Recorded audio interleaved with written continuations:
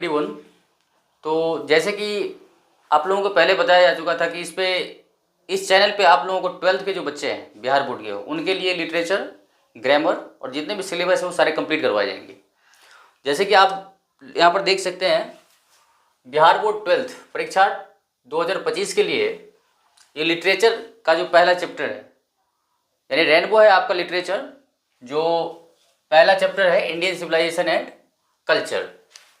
इसका ऑब्जेक्टिव इस वीडियो में हम कवर करने वाले हैं और उम्मीद करता हूँ कि इसको एक्सप्लेन करेंगे हम, ताकि आप लोगों को जितने भी परीक्षा में पूछे जाएंगे वो सारे के सारे इसको बना पाएंगे।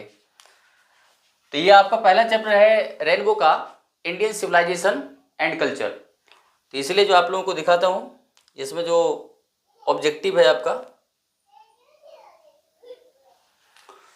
जैसे कि Indian civilisation and culture, Indian civilisation culture, Indian civilisation and culture. Indian civilisation and culture का जो पहला चैप्टर है उसका नाम है, ये जो रेनबो है उसका पहला चैप्टर का नाम है आपका इंडियन सिविलाइजेशन एंड कल्चर। तो इंडियन सिविलाइजेशन एंड कल्चर का जो ऑब्जेक्टिव होगा, इसमें सारे हम कवर करने वाले हैं इस वीडियो में। इसलिए इस वीडियो को आप शुरू से लेके अंत तक ये देखिए, आपको एक भी क्वेश्चन एग्जाम में इससे रिलेटेड नहीं छूट सकता है। इसलिए आपका जो पहला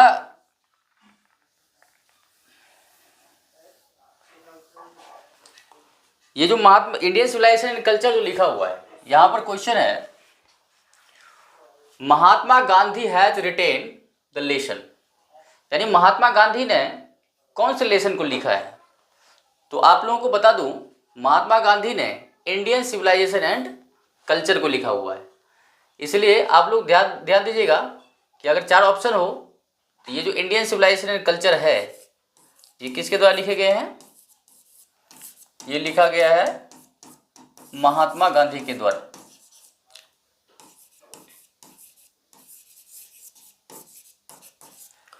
महात्मा गांधी ने चैप्टर लिखा है इंडियन सिविलाइजेशन एंड कल्चर, मतलब हो गया भारतीय सभ्यता एवं संस्कृति। इसलिए ये ध्यान रखिएगा, अगर ये पूछा जाए कि Mahatma Gandhi has written the lesson, यानी महात्मा गांधी ने कौन से लेसन लिखे हैं, तो इंडियन सिविलाइजेशन एंड कल्चर। या ऐसा भी हो सकता है कि जो ऐसा भी पूछा जा सकता है कि इंडियन सिविलाइजेशन एंड कल्चर,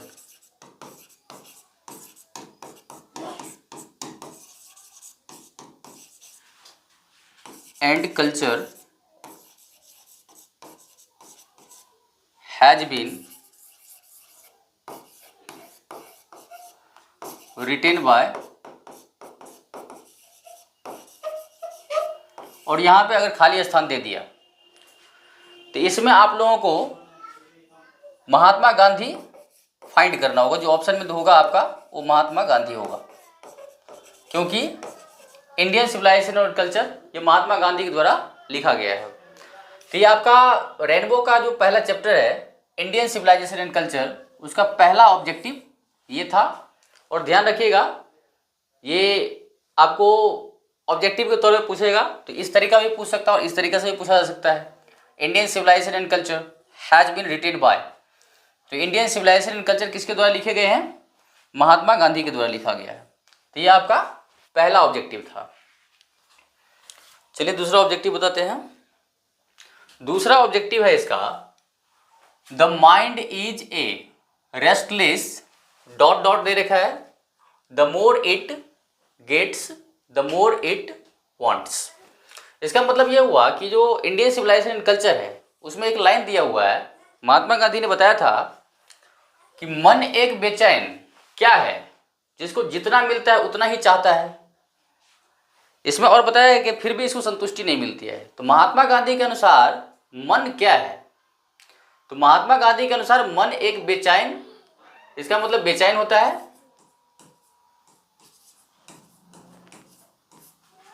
बेचैन पक्षी है। तो पक्षी का अंग्रेजी आपको ये बताना होगा, बर्ड होता है पक्षी का अंग्रेजी। इसलिए अगर इस प्रकार क्वेश्चन आता है तो आप बता दीजिएगा, the mind is a restless, खाली स्थान है, the more it gets the more it wants. मन एक बेचैन पक्षी है जिसको जितना मिलता है उतना ही चाहता है। तो यहाँ पर पक्षी के विषय में महात्मा गांधी ने कहा है कि मन एक बेचैन पंछी है जिसको जितना मिलता है उतना ही चाहता है। ये ध्यान रखिएगा। या ऐसा भी पूछा जा सकता है, according to Gandhi ji, according to Gandhi ji what is a restless bird.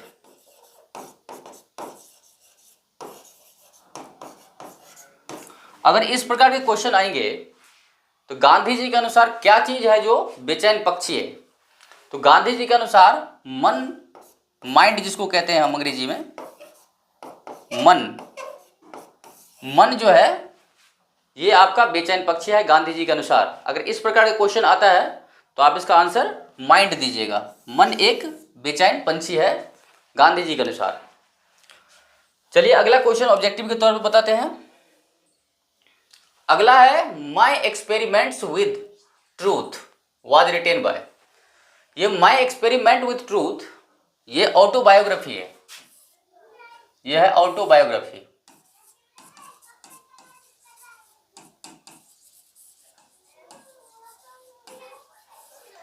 Autobiography का मतलब होता है आत्मकथा या जीवनी कह सकते हैं। ये माई experiment with truth was written bye, ये महात्मा गांधी के द्वारा लिखा गया एक ऑटोबायोग्राफी है। ऑटोबायोग्राफी वो होता है जो अपना जीवन के विषय में खुद ही लिखता है। वैसे जीवनी या आत्मकथा का दो इंग्लिश होता है, एक होता है बायोग्राफी, बायोग्राफी होता है, एक होता है ऑटोबायोग्राफी, ऑटोबायोग्राफी। तो ये जो है सो दूसरों, बायोग्राफी होता है जो दूसरे के द्वारा लिखे जाते हैं। अगर किसी के जीवन के विषय में दूसरा आदमी लिखे तो उसको कहते हैं बायोग्राफी, रिटेन बाय अदर्स। अगर दूसरे के द्वारा किसी के जीवनी लिखा जाता है तो उसको हम कहते हैं बायोग्राफी। अगर कोई अपना जीवनी खुद ही लिखता है तो उसको कहते हैं autobiography, written by one self.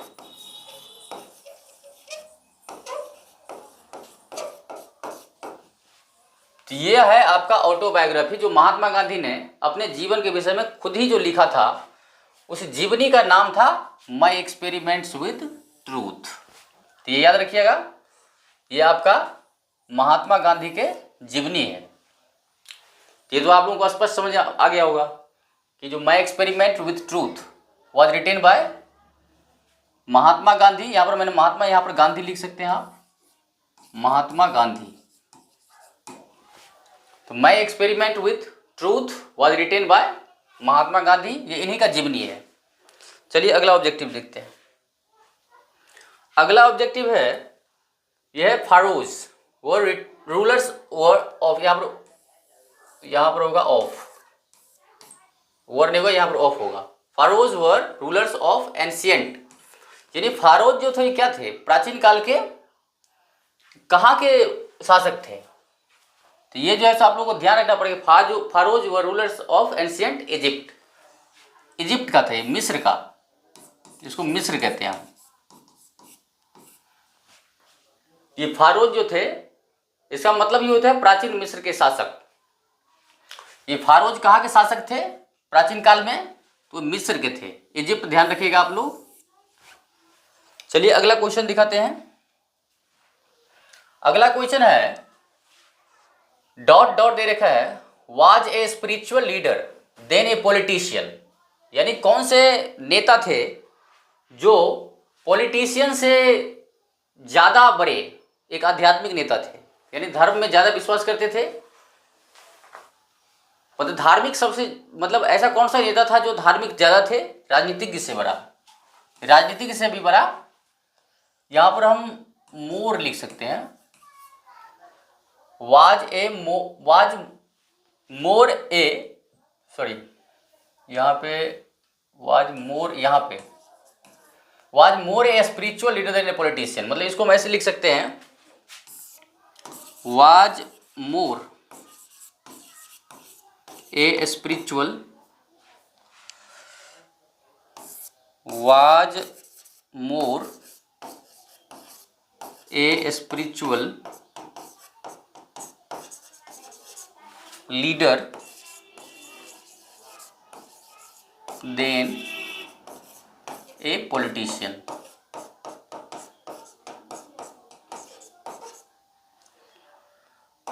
तो यहाँ पर पूछा गया है कि कौन से नेता थे जो राजनीतिक से बड़े आध्यात्मिक नेता थे। तो आप लोगों को ध्यान रखना पड़ेगा, राजनीतिक से बड़े आध्यात्मिक नेता महात्मा गांधी को ही कहा गया है। इसलिए यहाँ पे आप लोगों को सॉरी, यहाँ पे एक बार बताता हूँ फिर से, यहाँ पर है वाज मोर ए स्पिरिचुअल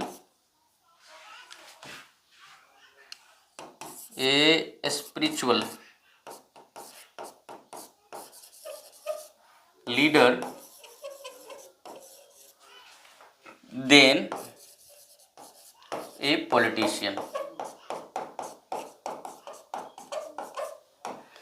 यानी किस नेता को इंडियन सिविलाइजेशन एंड कल्चर में राजनीति से बड़े आध्यात्मिक नेता माना गया है।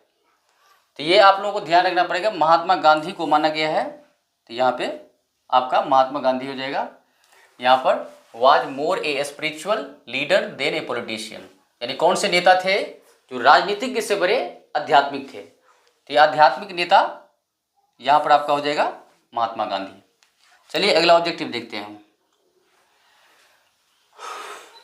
यहाँ पर है Indian glory is that it is, यानी भारतीय गरिमा, यानी भारत की गरिमा क्या है, भारत की गौरव क्या है। तो भारत का गौरव ये है कि ये अटल है, मतलब फर्म है, ये हिलता नहीं है।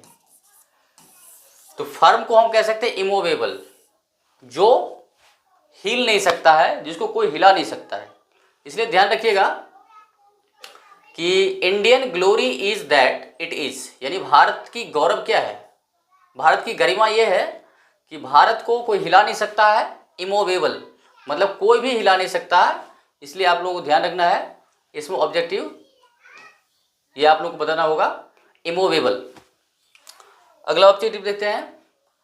अगला फिर वही क्वेश्चन आ गया जो प्रीवियसली मैंने बता रखा है। यहाँ पर है वर रूलर्स ऑफ इजिप्ट, यानी कौन से थे, कौन से लोग थे जो मिस्र के शासक थे। तो यहाँ पर मैंने पहले बता रखा है फारोज, फारोज जो थे ये प्राचीन मिस्र के शासक थे। तो वहाँ पर एंशिएंट इजिप्ट भी लिखा जा सकता है, ऐसी कोई बात नहीं है। यहाँ पर हम लिख सकते हैं, यहाँ पर हम लिख सकते हैं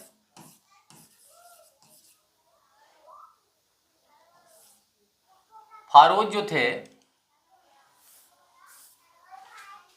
सॉरी ये जो है सो फारोज जो थे ये प्राचीन मिस्र के शासक थे, रूलर्स ऑफ एंशिएंट इजिप्ट।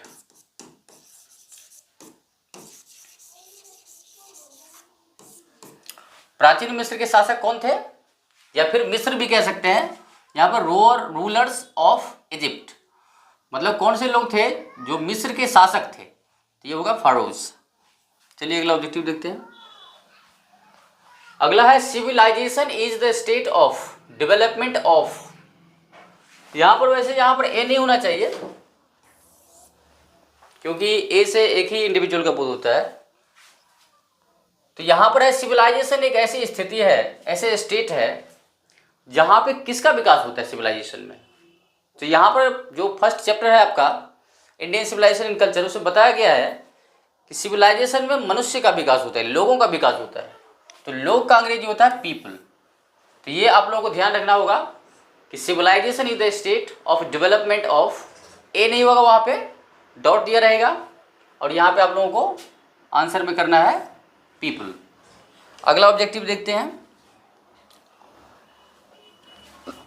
यहां पर दिया हुआ है simple living and high thinking is the base of, यानी साधारण जीवन और उच्च विचार वो किसका आधार है, यानी कौन सी सभ्यता है जो इस प्रिंसिपल, इस सिद्धांत को पालन करता है, simple living and high thinking, सादा जीवन और उच्च विचार।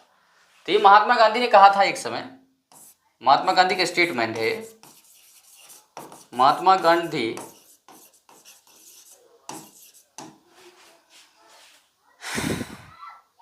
said that he followed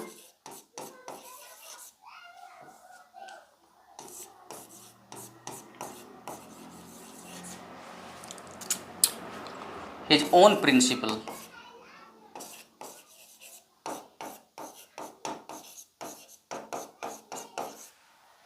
simple living and high thinking।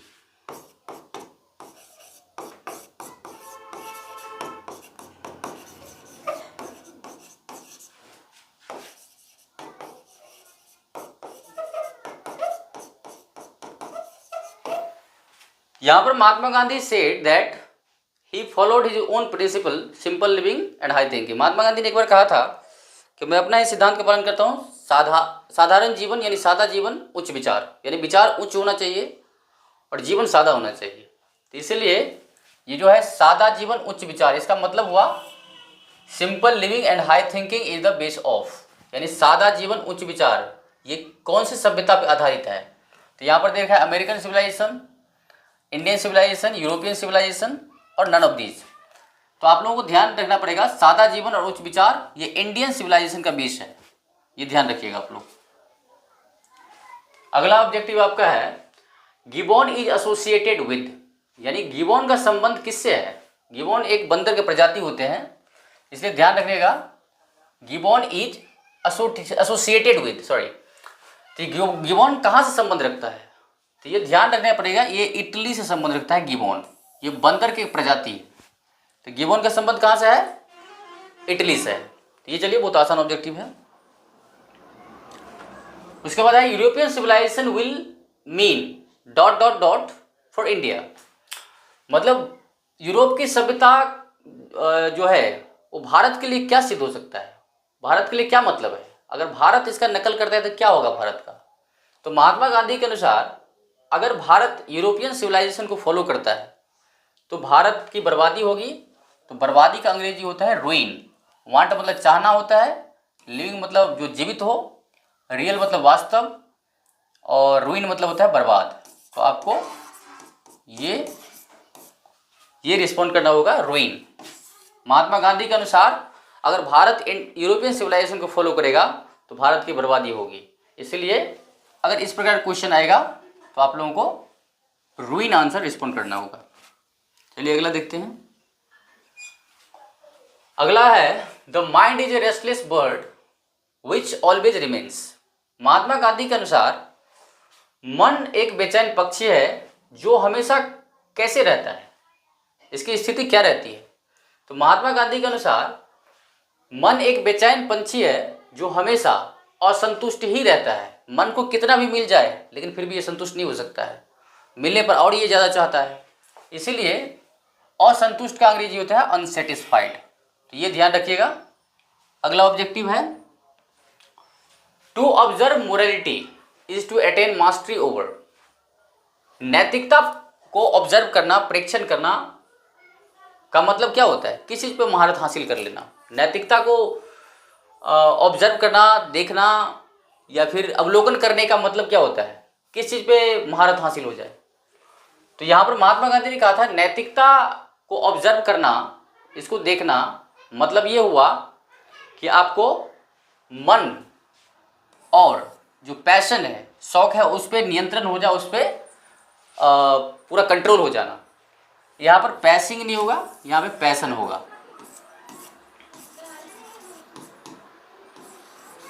इसलिए ये ध्यान रखिएगा।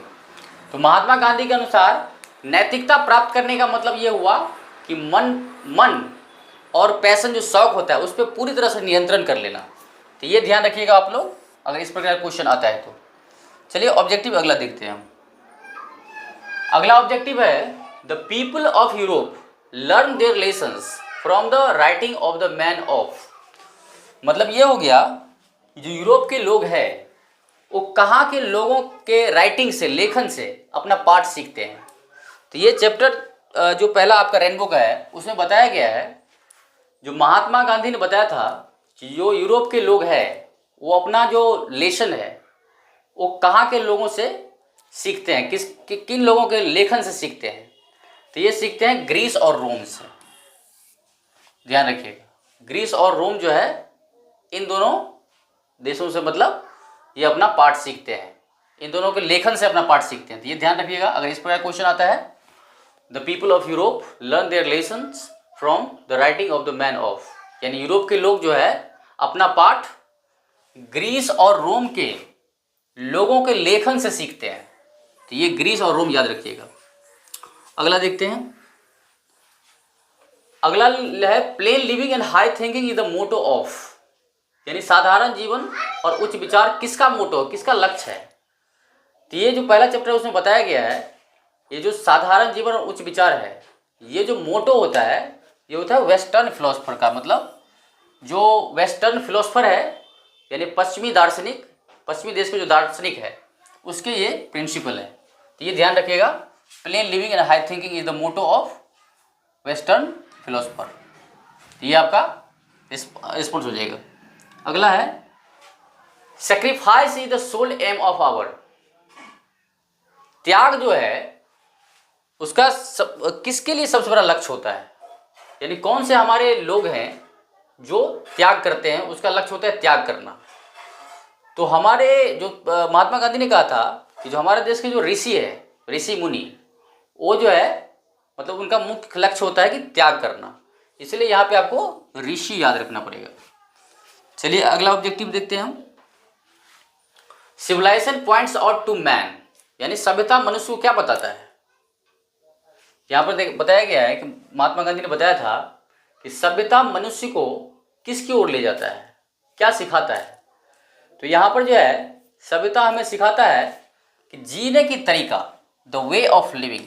महात्मा गांधी के अनुसार सिविलाइजेशन जीने का तरीका सिखाता है मनुष्य को, तो ये ध्यान रखने पड़ेगा, द वे ऑफ लिविंग। अगला हो गया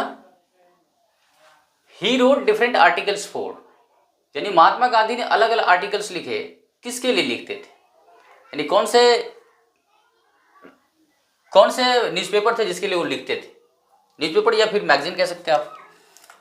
तो ये जो है सो यंग इंडिया के लिए लिखते थे, the Hindu, the times of India, the Hindustan times इसमें छोड़ दिया है। तो यहाँ पे महात्मा गांधी जो आर्टिकल्स लिखते थे वो खासकर यंग इंडिया के लिए लिखते थे। ये ध्यान रखना पड़ेगा कि महात्मा गांधी हमेशा आर्टिकल किसके लिए लिखते थे, तो यंग इंडिया के लिए। तो इसका आंसर होगा आपका डी।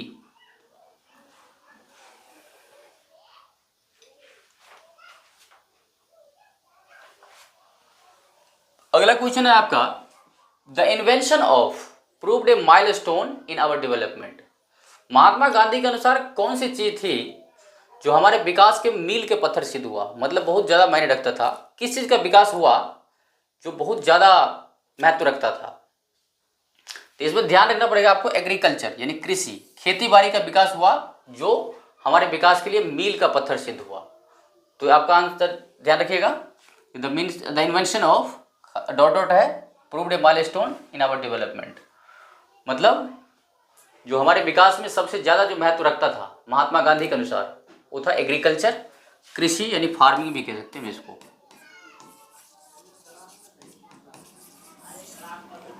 तो आपको ध्यान रखना पड़ेगा कि एग्रीकल्चर इसका आंसर होगा। चलिए अगला क्वेश्चन देखते हैं।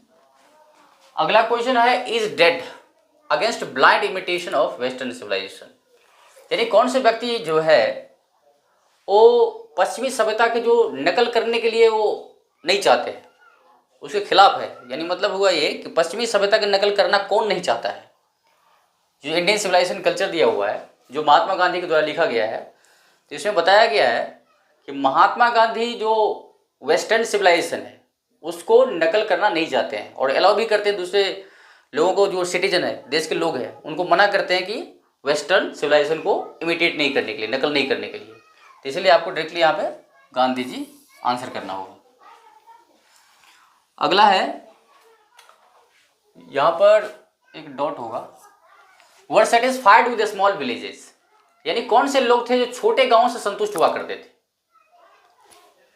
इंडियन सिविलाइजेशन कल्चर में बताया गया है कि हमारे जो पूर्वज थे वो छोटे गांवों से संतुष्ट होते थे, क्योंकि वहाँ पर कुछ गलत चीज़ें नहीं होती थी, जैसे कि बड़े शहरों में हुआ करता था। चोरी डकैती लूटपाट ये गांव में नहीं हुआ करता था, इसीलिए हमारे पूर्वज गांव से संतुष्ट हुआ करते थे।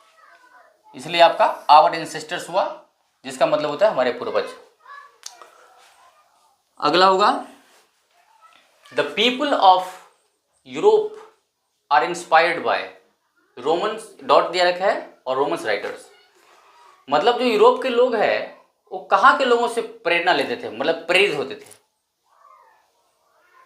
मतलब कहाँ के जो लोग थे, किस देश के राइटर्स थे जहाँ से ये लोग प्रेरित होते थे।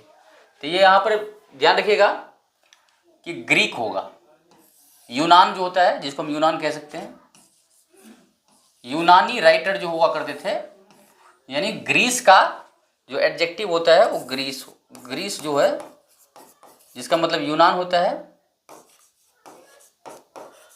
और ग्रीक मतलब यूनानी होता है।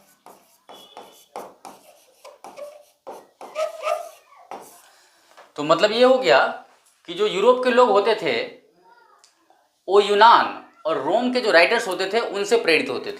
तो ध्यान रखिए, एक तो रोमन्स दे रखा है और उसके साथ साथ ग्रीक के भी जो राइटर होते थे, जो ग्रीक राइटर्स होते थे उनसे प्रभावित होते थे। अगला है आपका, गांधी जी वेंट टू चंपारण इन, गांधी जी चंपारण कब गए।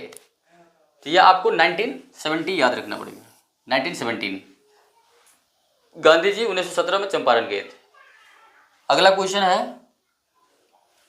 Has civilisation taught us to be more dot dot dot towards one another, क्या सभ्यता ने हमें किसके प्रति, एक दूसरों के प्रति जो है सो मतलब क्या चीज़ सिखाया है। मतलब सभ्यता ने हमें क्या सिखाया है, एक दूसरों के प्रति क्या करना चाहिए। तो ये सभ्यता ने हमें सिखाया है फ्रेंडली, यानी दोस्त के रूप में रहना चाहिए, सभ्यता में ये सिखाती है। इसलिए फ्रेंडली मतलब दोस्त के रूप में, मतलब मिलजुल कर रहना चाहिए। अगला है आपका, wealth and luxuries do not make a man happy. यहाँ पर आपका खाली स्थान होगा, यहाँ पे खाली स्थान है। ये जो वेल्थ है, संपत्ति और लग्जरी विलासिता है, वो किसको हैप्पी नहीं करता है, किसको संतुष्ट नहीं करते हैं, खुश नहीं रखते हैं।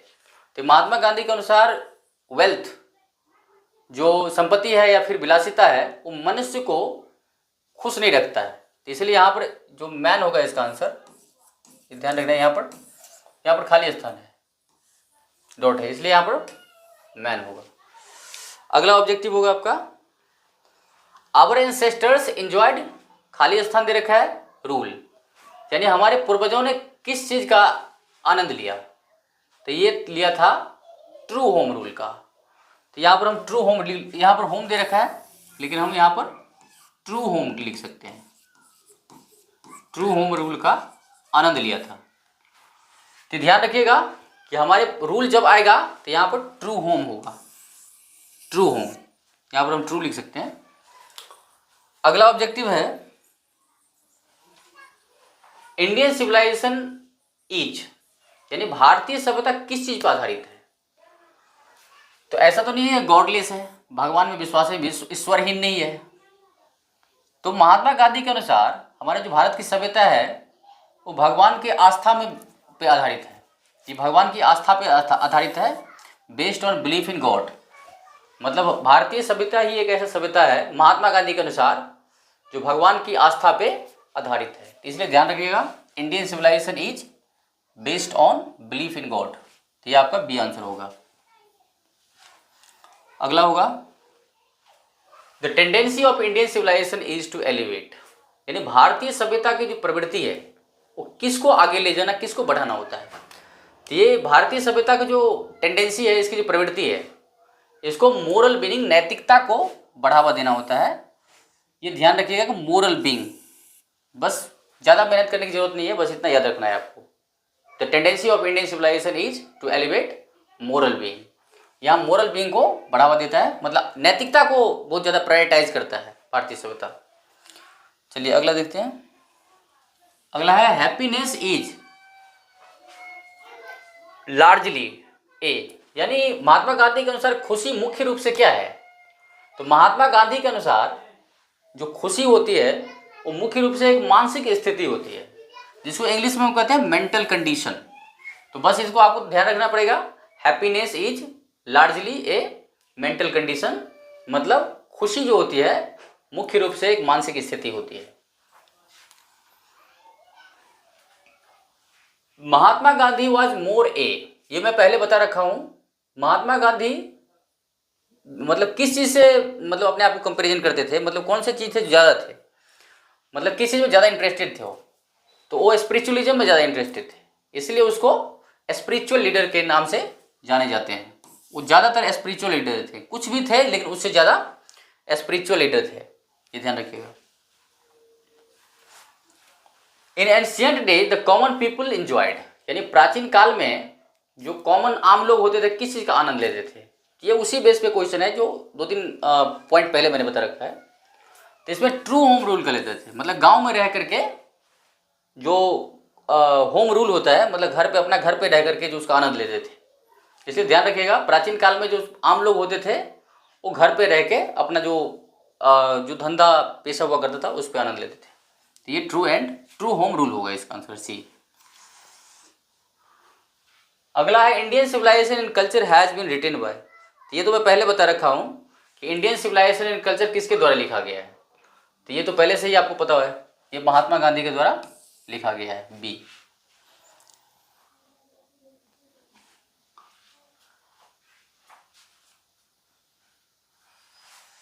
यहां पर लिखा he used as the chief weapons, Mahatma Gandhi ने प्रमुख हथियार के रूप में किस चीज का प्रयोग किया था।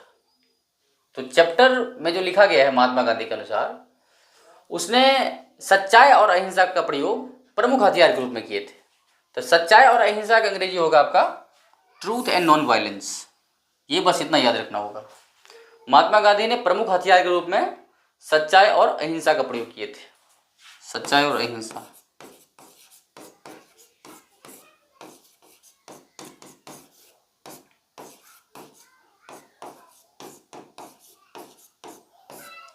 ये ध्यान रखिएगा, महात्मा गांधी जो अपने लाइफ में सच्चाई को बहुत ज़्यादा प्रायोरिटाइज किया और अहिंसा, जिसमें किसी की हिंसा नहीं पहुंचे, तो इसीलिए महात्मा गांधी ने अपने जीवन में सच्चाई और अहिंसा का पालन किया हमेशा।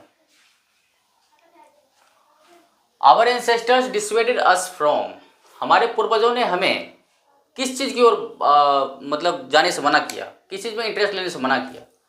तो उन्होंने देखा कि जो लग्जरी और प्लेजर है, यानी खुशी और विलासिता के पीछे भागते भागते हम परेशान हो जाते हैं और परेशानी में पड़ जाते हैं। ये खास करके ज़्यादा सुख के पीछे भागना दुख का कारण बन जाता है।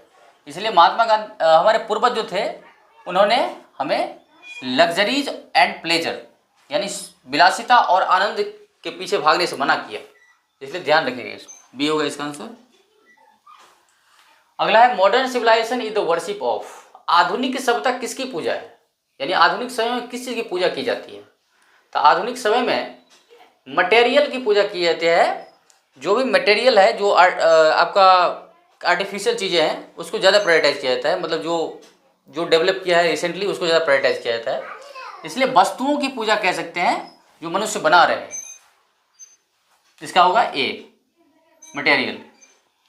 अगला क्वेश्चन है in ancient days the common people followed, यानी प्राचीन दिनों में, पुराने दिनों में आम लोग किस चीज़ का पालन करते थे। तो प्राचीन काल में लोग एग्रीकल्चर करते थे, कृषि करते थे, खेती बाड़ी करते थे, उसी से अपना जीवन निर्वाह करते थे, तो इसलिए इसका होगा एग्रीकल्चर। अगला है आपका people in ancient days were satisfied with, यानी प्राचीन काल में जो लोग होते थे वो संतुष्ट होते थे किन चीज़ों से। ये पहले जो एक क्वेश्चन बताया था मैंने, जो our ancestors were satisfied with small villages या फिर विलेजेस, यानी प्राचीन काल में लोग जो संतुष्ट होते थे वो गांव से संतुष्ट होते थे, शहर में नहीं रहना चाहते थे, क्योंकि वहाँ पर बहुत सारी दिक्कतें होती थी, गरीब को लूट लिए जाते थे। इसीलिए विलेज मतलब गांव, प्राचीन काल में लोग गांव से संतुष्ट हुआ करते थे। तो ये आपका डी होगा।